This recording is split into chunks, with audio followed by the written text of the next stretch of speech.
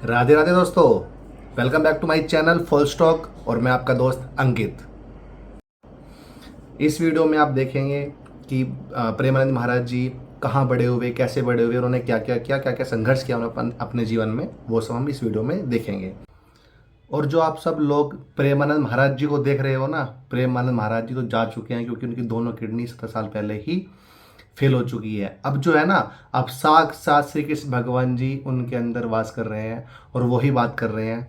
उनका आप देखो, किडनी फेल होने के बाद भी उनके चेहरे पे वो ग्लो देखो, नूर देखो, कैसे बात करते हैं और कैसे हंसते हैं और कैसे, ये आम आदमी नहीं कर सकता ये सब चीज़ें। तो वो भगवान ही हैं, भगवान का रूप ही हैं और मैं तो बहुत मानता हूँ। राधे राधे। और इस वीडियो पे जो हम टारगेट कर रहे हैं वो कर रहे हैं 1000 लाइक का। आपका सपोर्ट चाहिए दोस्तों, बने रहिए। आइए शुरू करते हैं। प्रेमानंद पूज्य महाराज जी एक बहुत ही विनम्र और एक सात्विक ब्राह्मण परिवार में पैदा हुए थे। उनका नाम अनिरुद्ध पांडे रखा गया था और उनका जन्म अखरी गांव में कानपुर उत्तर प्रदेश में हुआ था। उनके दादाजी भी एक बहुत बड़े संत थे। और जैसा कि आप लोग जानते हैं कि आजकल सोशल मीडिया में सबसे ज़्यादा सर्च किए जाने वाले संत महाराज जी हैं। और आप ये भी जानते हैं कि बहुत बड़े फेमस खिलाड़ी विराट कोहली अपनी पत्नी के साथ अनुष्का कोहली और अपनी बेटी के साथ वामिका कोहली के साथ वो लोग सत्संग सुनने के लिए इनके दरबार में आए। उसके बाद ही इन्होंने 2 शतक लगाए। क्या आप लोग जानते हैं, जब अपनी बहुत ही छोटी उम्र में थे तो वो विभिन्न प्रकार की चालीसा का पाठ करने लग गए थे।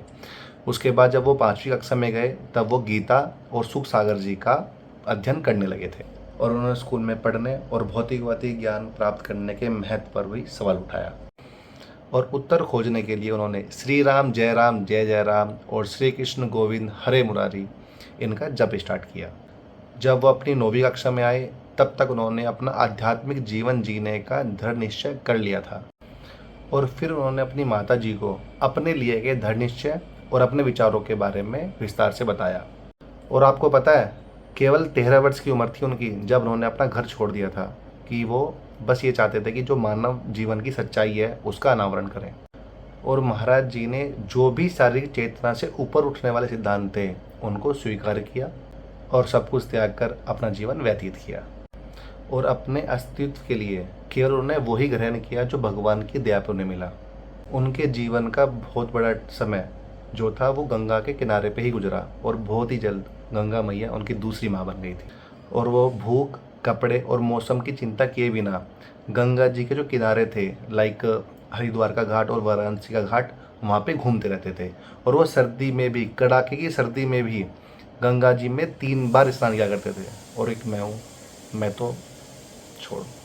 और वो कई दिनों तक बिना कुछ खाए उपवास किया करते थे। सर्दी में इतनी ठंड होने के बाद भी उन्होंने कभी भी हरि का नाम लेना नहीं छोड़ा और इसीलिए उनको विधिवत भगवान शिव जी का आशीर्वाद मिलने लगा। निसंदेह महाराज जी पर भगवान शिव की कृपा थी। एक दिन वो बनारस में एक पेड़ के नीचे ध्यान कर रहे थे और तभी उन्हें भगवान श्री श्याम की कृपा से वृंदावन की महिमा का अनुभव हुआ। सुबह को वो श्री चैतन्य महाप्रभु और रात को श्री श्यामा श्याम की लीला देखा करते थे।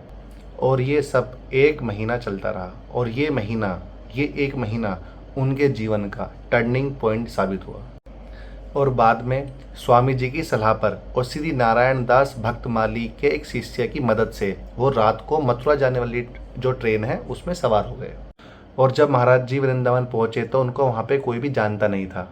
तो उन्हें श्री बांके बिहारी जी मंदिर में एक संत मिले जिन्होंने उन्हें श्री राधा वल्लभ के मंदिर में उन्हें जाने के लिए कहा।